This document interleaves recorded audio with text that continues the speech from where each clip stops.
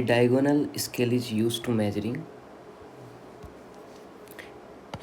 A diagonal scale is used to measuring unit, tenths, and hundreds of units.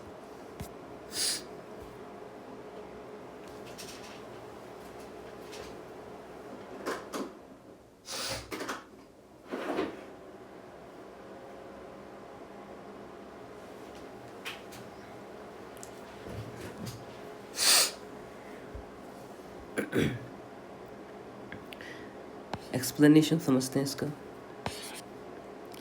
Scale. In order to prepare a drawing of any size, a scale is essential. Example, 1 centimeter is equals to 1 meter. Classification of scales की बात करते हैं तो plain scale, diagonal scale, comparative scales, vernier scales and chord scales. तो सबसे पहले बात करते हैं प्लेन स्केल्स की. Is used to measure up to the two conjugative units. Is that a unit and immediate सब divisions. For example, a metre and decimetres, B kilometres and hectometre, C feet and inches. Diagonal scales की बात करें, इसको use किया जाता है to represent the 3 conjugative units. Is that a unit and it's immediate 2 sub divisions. For example, metre, decimetre and centimetre, kilometre, hectometre and decimetre, yard, feet और inches. इस तरीके से इसके 3 सब डिविजन्स को डायगोनल स्केल के अंदर मेजर किया जाता है. A diagonal scale can be measured more accurately than a plain scale. Next, measuring with 30 meter chain which is 0.01 meter to short introduced a positive cumulative error.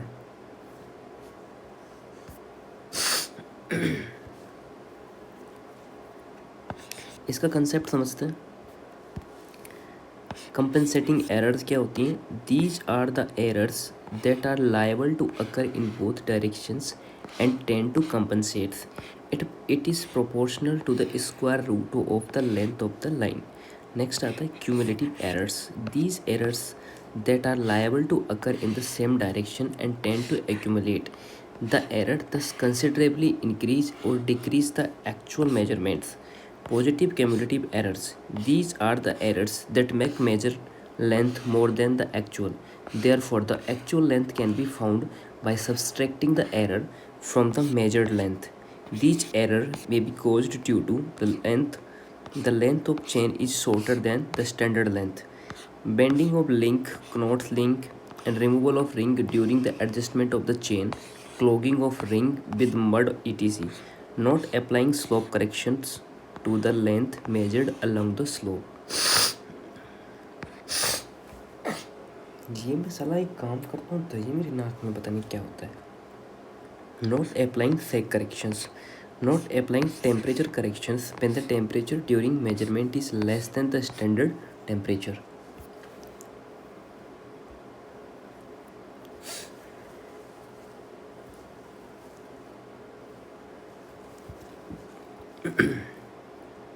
The length of the chain is shorter than the standard length. Bending of link, knot in link, and removal of ring during the adjustment of chain. Clogging of ring with mud, etc. The length of chain is shorter than the standard length. वो इन regions की वजह से होता है. दूसरा होता है not applying slope correction to the length measured along the slopes. Not applying the sag corrections. Not applying temperature correction when the temperature during measurement is less than the standard temperature. क्या case था the length of chain is shorter than the standard length. ठीक है, जो chain की length थी वो क्या है, शॉर्टर है किससे, स्टैंडर्ड लेंथ से, इन रीजन की वजह. अब आता है negative cumulative error. These are the error that make measurement length less than the actual.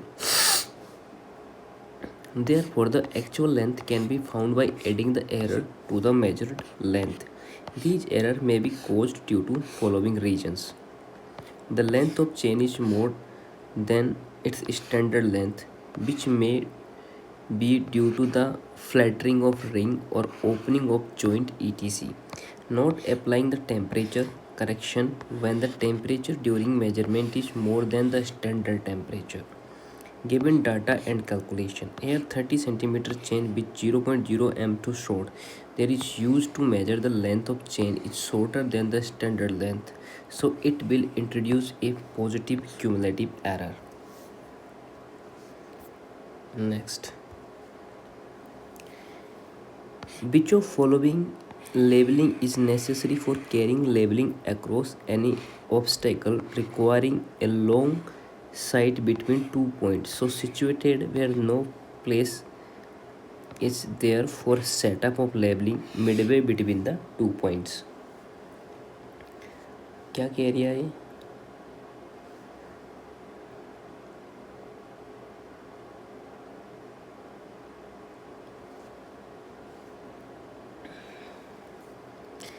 Which of following labeling is necessary for carrying labeling across any obstacle requiring a long sight between 2 points? Obstacle requiring long sight between 2 points are situated where no place is there for the setup of labeling midway between the 2 point. That is the reciprocal labelling. समझते हैं अब एक एक labelling को. सबसे पहला आता है रेसिप्रोकल लेबलिंग के बारे में.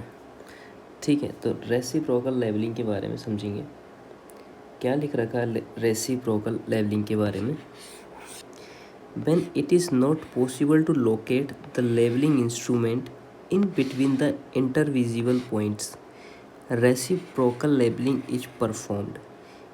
This case appear in case of ponds or river etc. In case of reciprocal labeling, instrument is set near to first station and sighted toward to second station.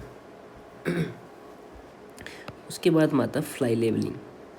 It is conducted when the benchmark is very far. It is conducted when benchmark is very far from workstation.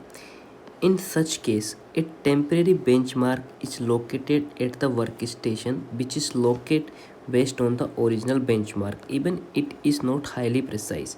It is used for determining the approximate level. In flying labeling, only backside and foresight reading are taken at every step of labeling. उसके बाद में आता है differential labelling.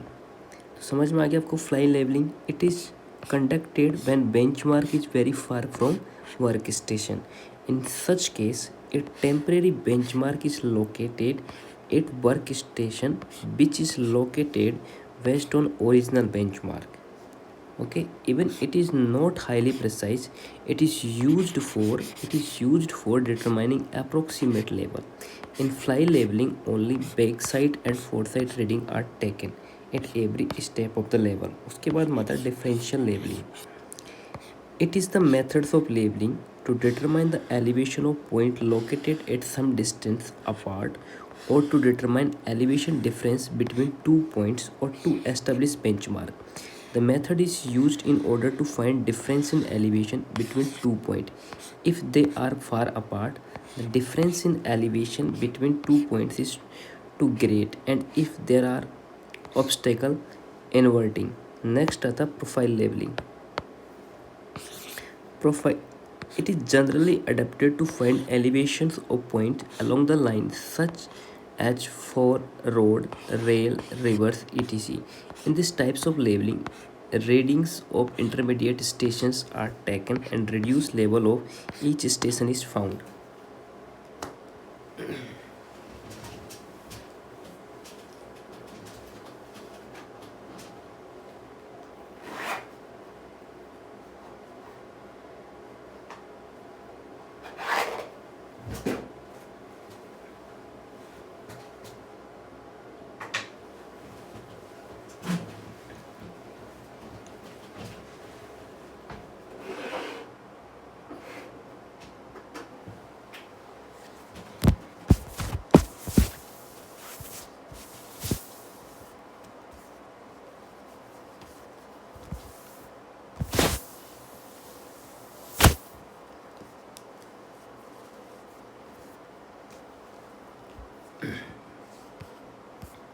Next चलता है, the maximum tolerance The maximum tolerance in overall length of 20 meter and 30 meter metric chain should be respectively plus minus 2 mm or 8 mm, plus minus 3 mm or 5 mm, plus minus 5 mm or 8 mm. Right answer होगा क्या, maximum tolerance in overall length of a 20 metre और 30 metre metric chain should be respectively, तो इतना होता है। अब बात करते हैं चेन सर्वेइंग के बारे में। Chain surveying is the simplest methods of surveying. Measurement for this survey are taken on the field and other supplementary work like plotting and calculations are carried out in the office. The measurements in chain surveyings are linear. Chain, tape, ranging rod, arrows, cross staff, offset rod, plumb bob are the tools required for chain surveying. The maximum tolerance allowable for the metric chain are follow. 5 metre chains के लिए कितना, plus minus 3 metre. 10 metre chains के लिए कितना, plus minus 3 metre. 20 metre chains के लिए tolerance कितना है, 5 metre plus minus 5 mm, not metre, ये भी mm है, ये भी mm है। 30 मीटर चेन्स के लिए कितना है, 8 mm। 30 मीटर चेन के लिए कितना, 8 mm। नेक्स्ट आता है types of chain and there length. Revenue chain, revenue chain कितनी, 33 फीट लॉन्ग। लिख लो इनको, लिख के ज़्यादा याद होती है। रेवेन्यू चेन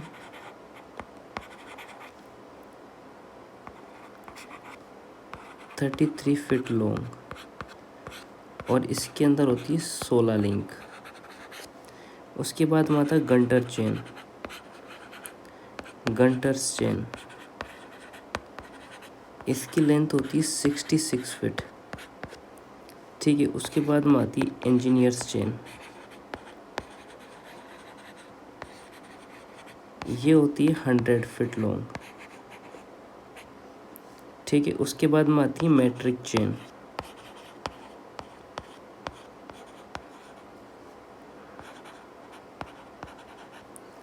ये होती है 30 मीटर और 150 मीटर, 150 लिंक्स होते हैं इसके अंदर। तो आपको ऐसे याद रखना, RGE, ठीक है। 33, 66 और 100, 33 के मल्टीपल्स चल रहे हैं, ठीक है।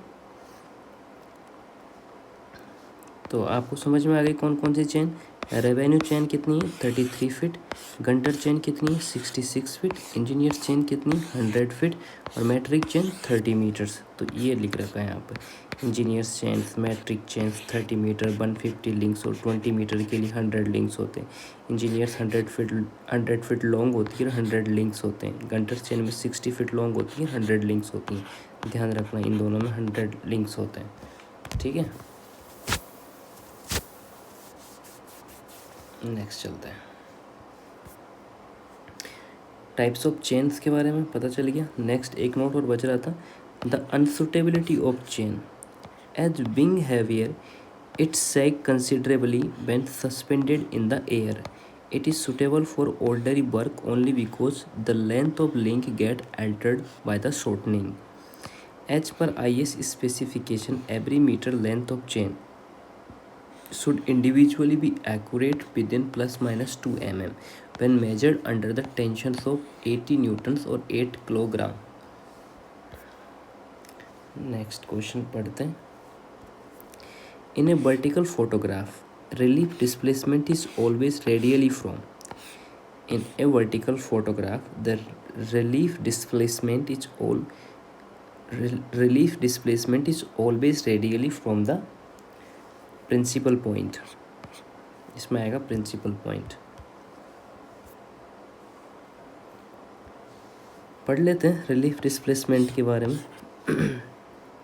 It is the elevations of the object above और बिलो द डेटम।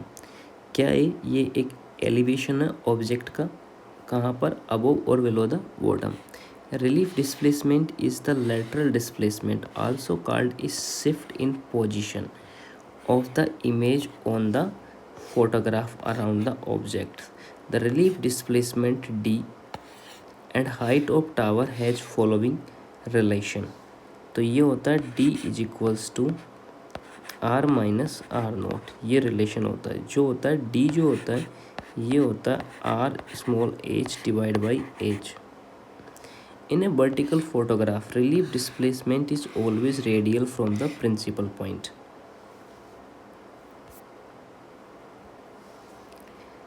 तो यहाँ पर आपको एक चीज़ समझनी होगी, ये जो के नोट है ये क्या है, point of intersection of optical axis of aerial camera with the plan of an aerial photograph.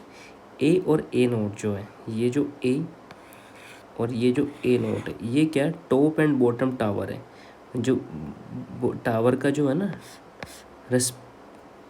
Bottom और टॉप है, एच जो है हाइट ऑफ द टावर है, ये जो एच है ये हाइट ऑफ द टावर है, ठीक है। एच क्या है, ये फ्लाइंग ऑब्जेक्ट ऑफ एयरक्राफ्ट है। ये जो कैपिटल एच है ना ये ऑब्जेक्ट है जो फ्लाइंग कर रहा है।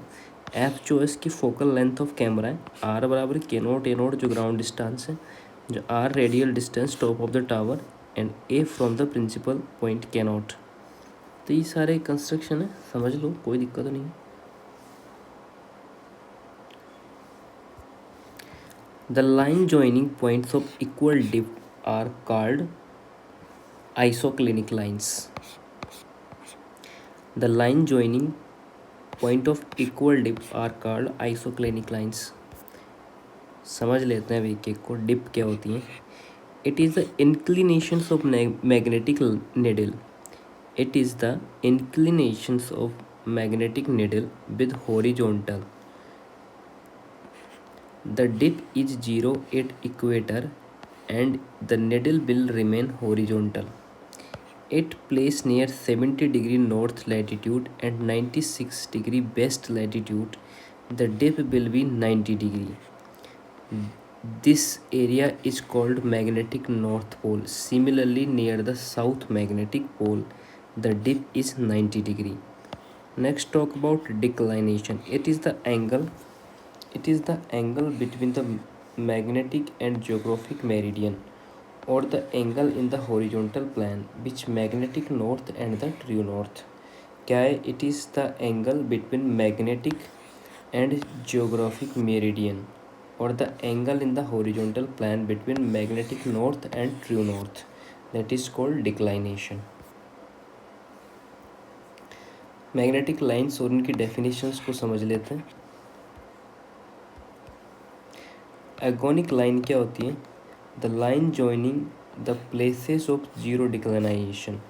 एगोनिक लाइन होती है ना, दो होती हैं, the line joining the places of zero declination. Aclinic line क्या होती है, aclinic line the line joining the places of zero dip, ठीक है। जहाँ पर जीरो डिप को जो लाइन जोड़ती हैं वो एक्लिनिक लाइन होती है। आइसोक्लिनिक लाइन होती है the line joining the places of same dip, the line joining the places of the same dip. Isogonic line जो होती हैं, isogonics are the line joining points of equal declination at the time of observation. Equal declination at the point of observation, that is isogonic lines. तो समझ में आ गई आपको एगोनिक lines क्या होती हैं। जो एगोनिक लाइन होती हैं उनमें क्या होता है, और जो एक्लिनिक लाइन होती है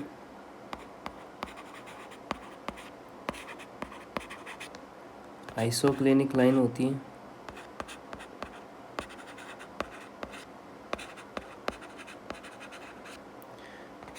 एंड आइसोगोनिक लाइन होती है।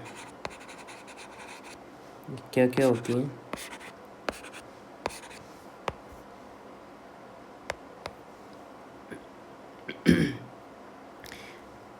एगोनिक लाइन के अंदर क्या होता है, यहाँ पर जो लाइन ज्वाइन होती हैं वो जीरो डिक्लिनेशन वाली लाइनें होती हैं, ठीक है।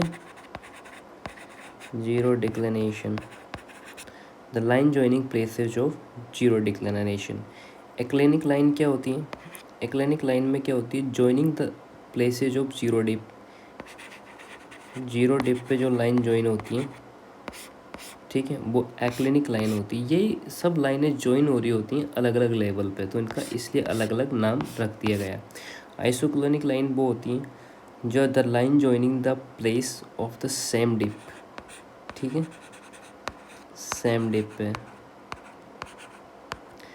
आइसोगोनिक लाइंस वो होती है, isogonic lines are the joining the point of equal declination at the time of observation.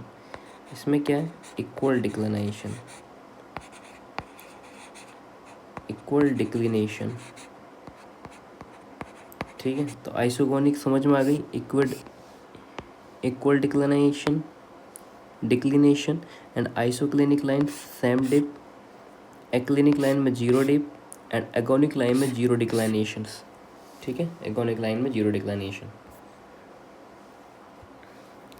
The process turning the telescope about the vertical axis in horizontal plan, this is known as, क्या बोलते हैं इसको, इसको बोलते हैं swinging, swinging.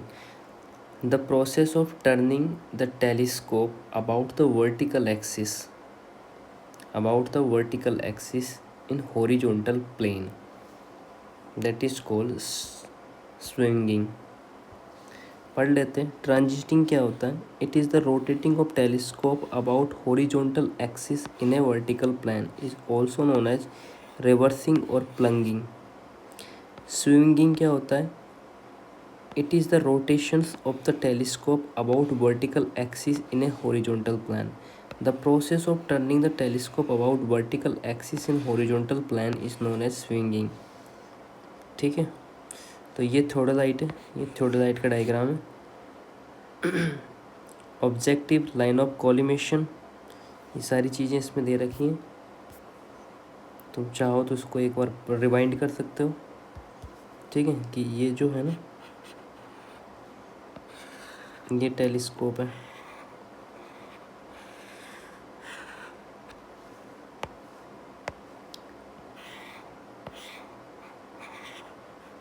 ये जो है ये ऑब्जेक्टिव वैन है, ठीक है। उसके बाद में ये जो लाइन जा रही है, ये क्या है, ये लाइन ऑफ कॉलिमेशन है। क्या है ये, लाइन ऑफ कॉलिमेशन, ठीक है। इसके बाद में ये जो लगा हुआ है लास्ट वाला, ये क्या है, एडजस्टिंग आई पीस है ये, ठीक है। और ये जो यहाँ पर ये लगा हुआ है, ये डायफ्राम स्क्रू है। ये जो यहाँ लगे हुए हैं, ये बबल ट्यूब है। यहाँ पर जो लगा हुआ है, ये मिरर है, ठीक है। ये फुट स्क्रूज हैं जो इसके अंदर लगे हुए थे, और ये टिल्टिंग स्क्रू है जिसको टिल्ट करता है, जिस पॉइंट को ऊपर नीचे करता है। ये पाइवोट है, और ये वर्टिकल एक्सिस है इसका, ठीक है। Next, a rectangular plot a rectangular plot of 16 centimeter in area is shown on map by similar rectangular area of 1 centimeter. The RF of the scale to measure a distance of 40 kilometer will be, तो इसका answer हो जाएगा 1/4 लाख, क्योंकि kilometre में है ना इसलिए, ठीक है। तो इसको समझते हैं। स्केल बराबर क्या होता है, स्केल बराबर होता है map area divide by ground area,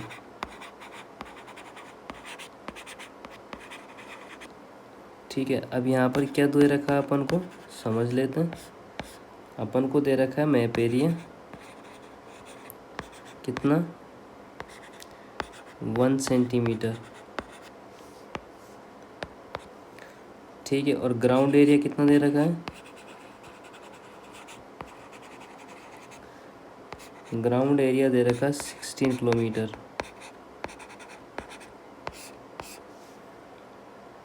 ठीक है। तो अब क्या निकालना है आपको, RF निकालना है। तो RF कैसे निकालेंगे, 1 centimetre square divide by 16 into 10 की power 10 centimetre square.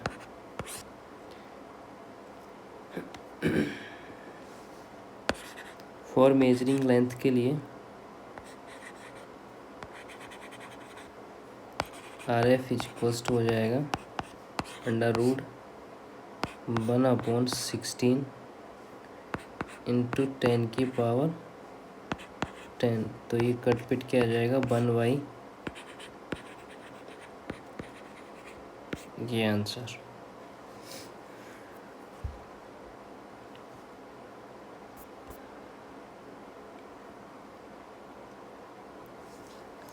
A staff is held at a distance of 1000 meter from a level. If the reading on staff is 1.565 meter, the reading correct for the curvature is।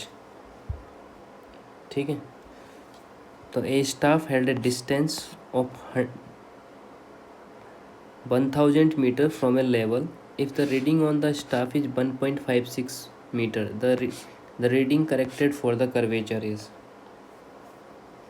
तो curvature correction क्या होता है? Curvature correction होता है 0.0785 into D square. ठीक है, D क्या दे रखी है? Distance in kilometre. तो किलोमीटर की बात करें तो 1 किलोमीटर दे रखा है 100 मीटर। सी क्या होता है? कर्वेचर करेक्शन निकालना है अब आपको।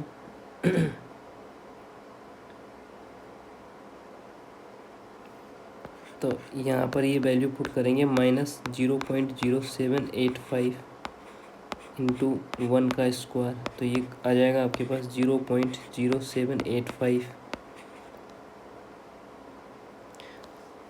अब नोटेड स्टाफ रीडिंग कितनी है?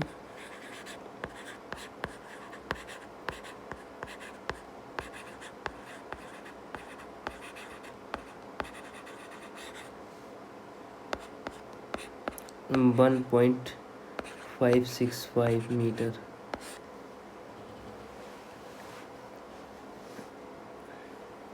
Correct staff reading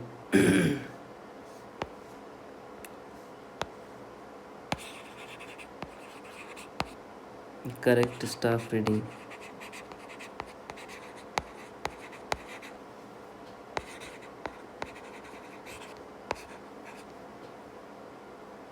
noted staff reading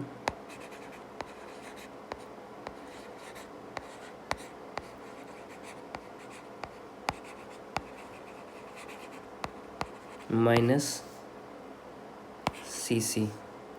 तो क्या होगा 1.565 माइनस 0.0785, यह आ जाएगा 1.4865 metre.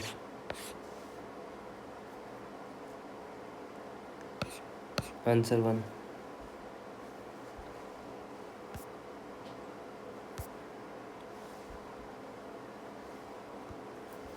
The principal of plane table surveys क्या है? पैरालिज्म। तो समझते हैं। Plane table surveying is a graphical method for surveying in which the field observation and plotting are done simultaneously. Plane table surveying is based on the principle of that line draw during plotting always line parallel to the corresponding line actually present on the ground is that principle of plane table surveying is a parallelism। इसके advantage समझते हैं। The observation and plotting are done simultaneously. The errors and mistake in plotting can be checked by the drawing check lines. The irregular object can be plotted accurately. No great skills are required. It is less costly than theodolite surveying. It is the advantageous in magnetic area. Disadvantage की बात करें, not suitable for work in wet climate and in the densely wooded country. Difficult to replot the map to a different scale. It does not give highly accurate result. ये इसके disadvantage है।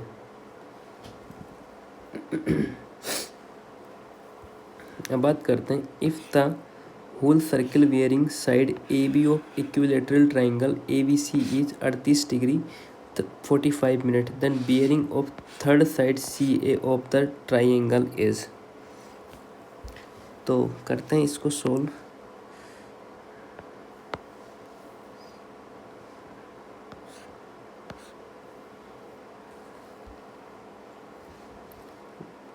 AV of the equilateral triangle, the ABC is 38 degree। तो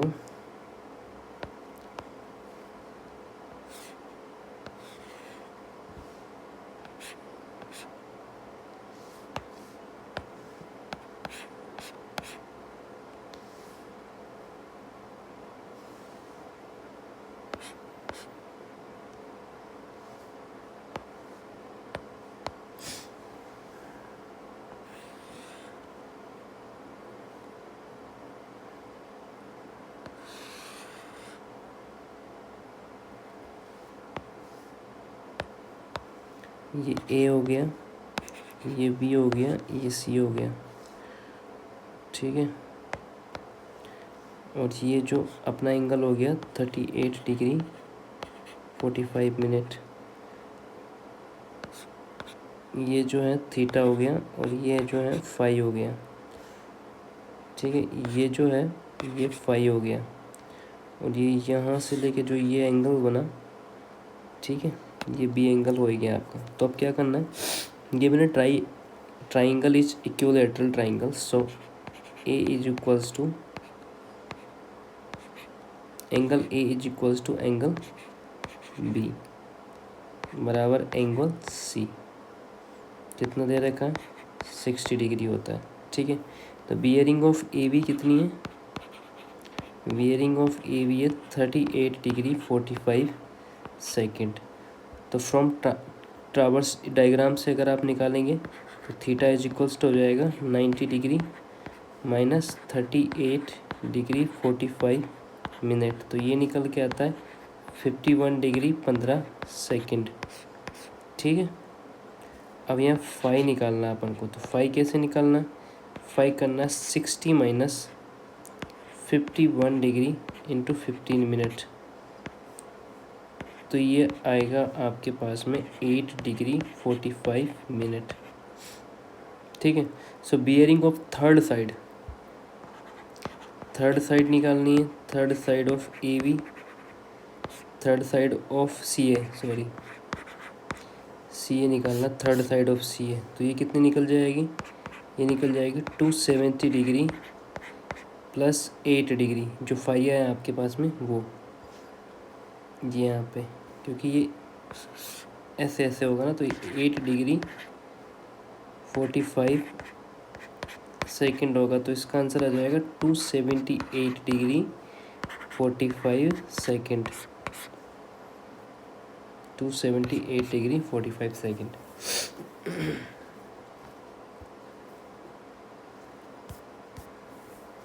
Which of following correction is relevant with regard the trigonometric labeling? Which of following correction is relevant with regarding to the trigonometric labeling? That is correction for the axis signal. Which of following correction is relevant with regard to the trigonometric labeling? Correction for dip no, correction for curvature no, correction for parallel बिल्कुल नहीं, correction for axis of signal। अब बात करते हैं axis of signal के बारे में। Axis signal correction, in order to observe the point from the theodolite station, signal of appropriate height are erected at a point to be observed. The signal may or may not be same height as that of instruments. If the height of signal is not same as that the height of instrument axis above the station, a correction is known as axis signal correction or eye and object correction is applied। Extra point समझते हैं curvature correction के लिए। अर्थ has actually A curve surface which is assumed to be level surface for simplification in the surveying. So the level in between the station is not horizontal in real condition, but the line of sight by labeling instrument is horizontal. The vertical distance between horizontal line and the labeling line denote the effect of curvature of the earth. Correction applied to contour this error in curvature correction. Next आता है, if a tachometry is fitted with the analytic lens, then additive constant is 0 and multiply constant is 0. नहीं, multiplying constant is 100 and additive constant is 0. समझते हैं। The stadia method is based on the principle that the ratio perpendicular to the base is constant in similar isosceles triangles. As per the principle of Stadia method, the horizontal distance method is given by ds d is equal to ks plus c, where k is a multiple constant जो होता है f upon i, additive constant होता है c जो होता है f plus T, s जो होता है स्टाफ इंटरसेप्ट होता है। If the tacheometer is fitted with an analytic lens, its additive constant is 0 and multiplying constant is 100।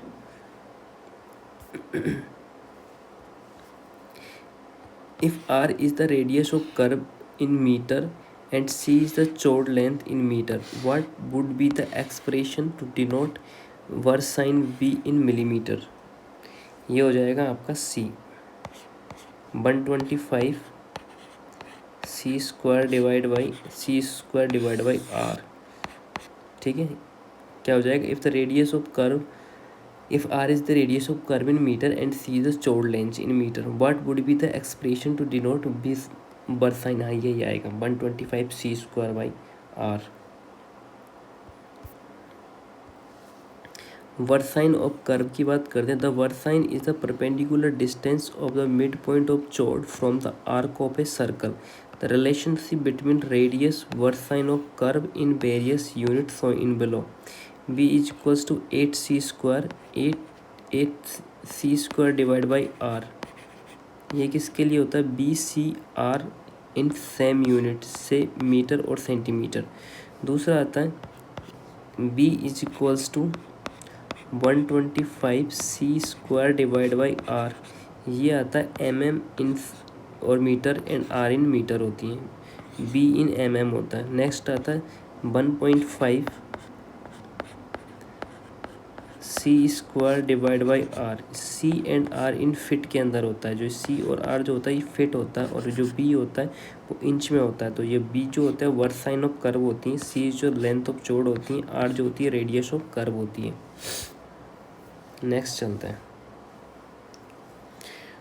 To uniquely determine the position of user using GPS, one need to receive signal from a latest, that is 4 satellites.